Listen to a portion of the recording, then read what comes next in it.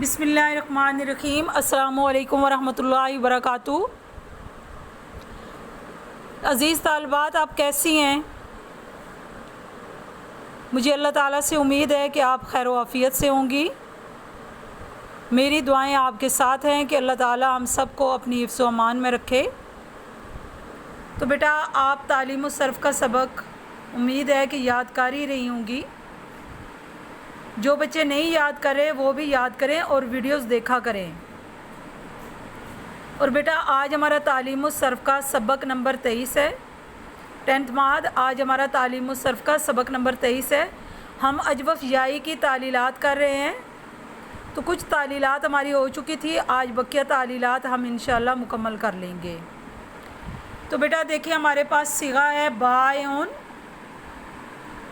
اگر آپ نے گردانیں یاد کی ہیں تو آپ کو پتہ چل رہا ہوگا کہ یہ کون سی گردان کا صیغہ ہے۔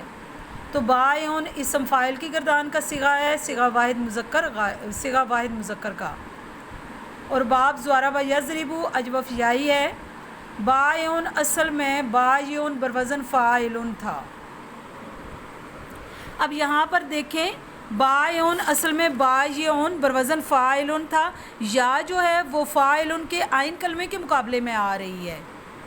اگر ہم اس کو بایعن فاعل، جیسے بایعن لکھا ہوا ہے نا، تو اسی کے نیچے آپ فاعل کر کے لکھیں تو عین جو ہے، یا جو ہے وہ عین کلمے کے مقابلے میں آ رہی ہے، لہٰذا اس کو قائل بائعن کے قاعدے سے اس یا کو ہم کس سے بدل دیں گے؟ حمزہ سے بدل دیں گے۔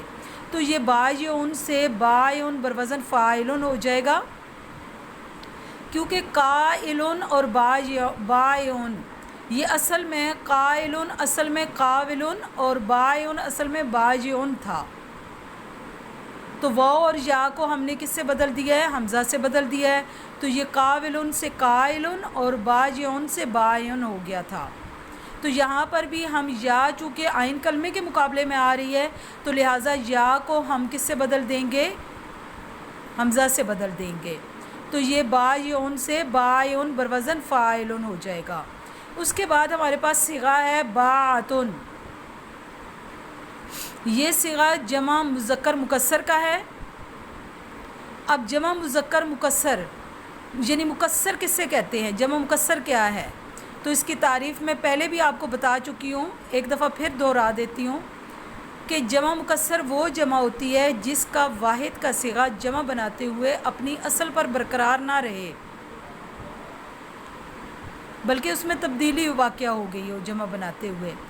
اب جیسے میں مثال دیتی ہوں، باعتنی کو دیکھیں، یہ جمع کا صیغہ اب اس میں توڑ پھوڑ واقع ہو گئی ہے۔ جیسے قلم سے اقلام ہے، جمع بناتے ہوئے اس کے اندر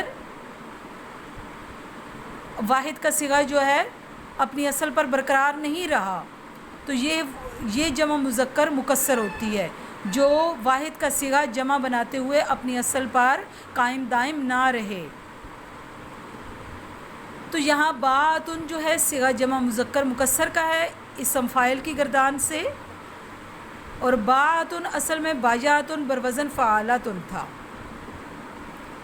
اب یا دیکھیں، یا متحرک ہے یعنی حرکت والی ہے، زبر والی ہے، اور یا سے پہلے والا جو حرف ہے با، وہ بھی ہمارے پاس کیا ہے؟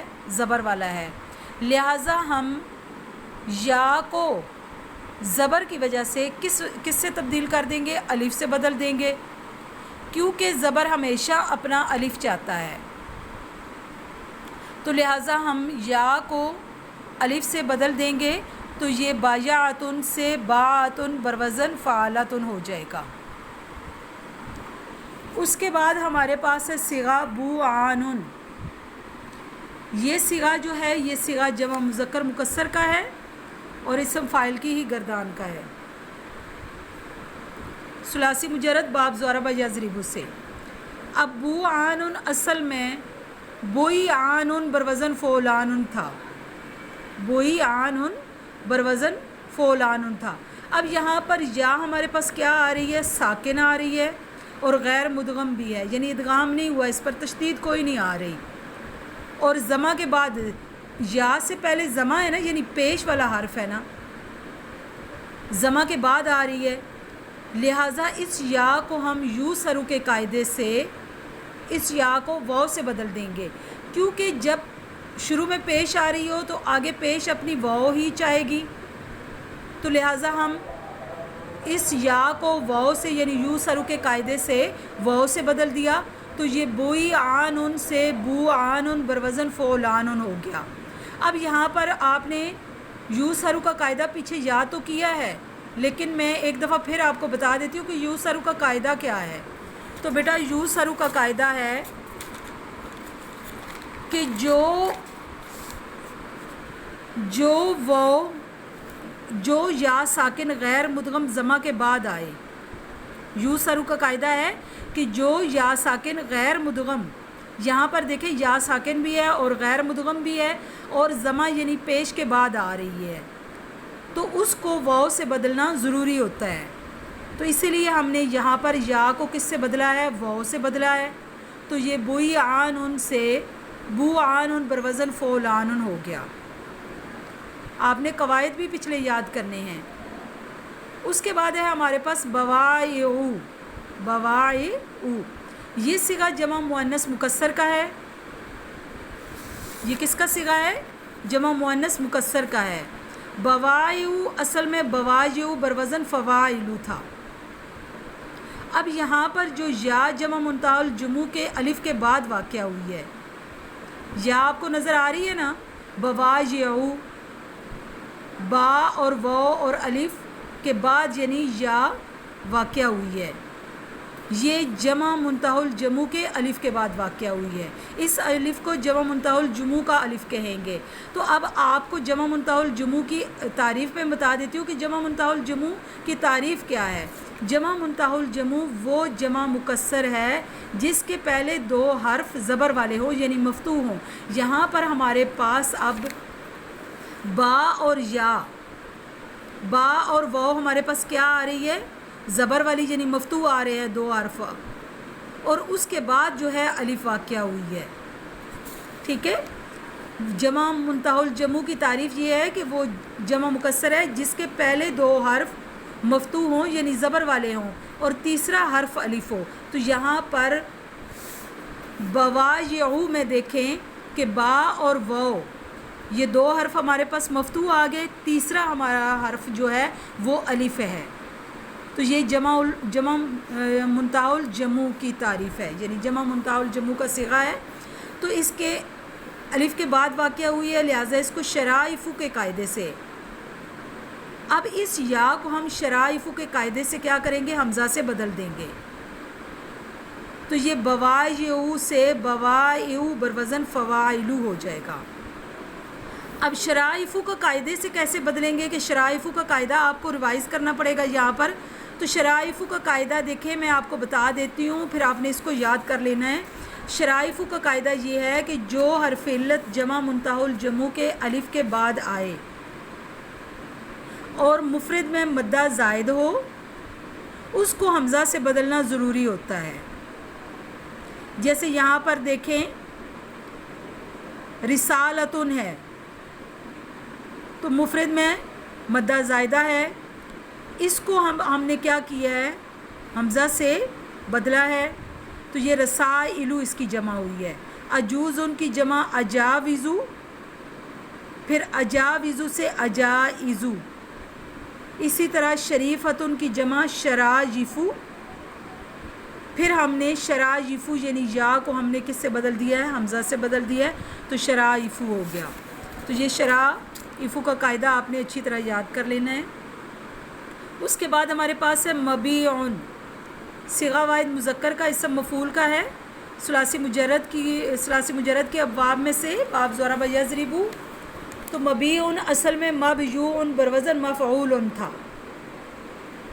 یہاں پر آپ دیکھیں یا متحرک غیر مفتوح ہے، یعنی یا کے اوپر حرکت تو آئی ہے لیکن غیر مفتوح یعنی فتح کے بغیر ہے، زبر کے بغیر ہے، اور ما قبل حرف صحیح ساکن بھی ہے، با یعنی حرف صحیح ساکن ہے، لہٰذا یقول یبیعو کے قاعدے سے، یقول یبیعو کا قاعدہ آپ پیچھے پڑھ چکے ہیں کہ کہ یقول یبیع کے قاعدے سے یا کی حرکت نقل کر کے ہم کس کو دے دیں گے؟ با کو دے دیں گے. با کو یعنی ہم نے یا کی حرکت نقل کر کے با کو دی ہے نا، تو با پر پیش آ گئی ہے. تو مبیع یعنی یا اور وہ ہمارے پاس ساکن آ گیا، اجتماع ساکنین ہوا. تو اب ہم دوسرے ساکن کو حذف کر دیں گے تو مبیع ہو جائے گا. ایک ساکن کو ہم نے حذف کیا نا، دوسرے کو یعنی واو کو، تو یہاں پر مبیع ہوا. تو اب ہم نے مبیع بنانا ہے. تو اس مبیع کو ہم پھر بیض اور مبیع کے قاعدے سے یا کے ماقبل کے ضمہ کو کسرہ سے بدل دیں گے. اب دیکھیں بیض اور مبیع کا قاعدہ کیا ہے کہ جو یا اسم مفعول ثلاثی مجرد یا فعل جمع مکسر یا فعل صفتی کے عین کلمے کے مقابلے میں آئے تو اس کے ماقبل کے ضمہ کو کسرہ سے بدلنا ضروری ہوتا ہے تاکہ یا واو سے نہ بدلے، جیسے مبیع سے مبیع. تو یہ بیض اور مبیع کا قاعدہ آپ نے یاد کرنا ہے. اس کے بعد ہمارے پاس صیغہ ہے مبیع، یہ صیغہ واحد کا ہے، اسم ظرف ثلاثی مجرد. باب ضرب یضرب. مبیع اصل میں مبیع بروزن مفعول تھا. مبیع اصل میں مبیع بروزن مفعول تھا. یہاں پر بھی یا حرکت والی تو ہے لیکن غیر مفتوح ہے، یعنی بغیر اس کے ہے فتح کے، اور ماقبل حرف صحیح ساکن بھی ہے. با ہمارے پاس حرف صحیح ساکن ہے، لہٰذا یقول یبیع کے قاعدے سے یا کی حرکت نقل کر کے کس کو دے دیں گے؟ با کو دے دیں گے.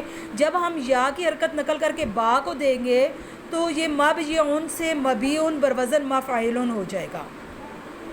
اس کے بعد ہمارے پاس ہے بوعا. یہ صیغہ واحد مؤنث اسم تفضیل کا ہے. بوعا اصل میں بوئع بروزن فعلا تھا. یا ساکن ہمارے پاس آئی ہے اور غیر مدغم ضمہ کے بعد واقع ہوئی ہے، لہٰذا اس کو یو سرو کے قاعدے سے واو سے بدل دیں گے تو بوئع سے بوعا بروزن فعلا ہو گیا. اب یو سرو کا قاعدہ اور بیض اور مبیع کا قاعدہ، اس کے بعد شرائف کا اور جمع منتہی الجموع کی تعریف، یہ آپ کے سامنے ہے بیٹا. آپ نے ان کو اچھی طرح یاد کرنا ہے. السلام علیکم ورحمۃ اللہ وبرکاتہ.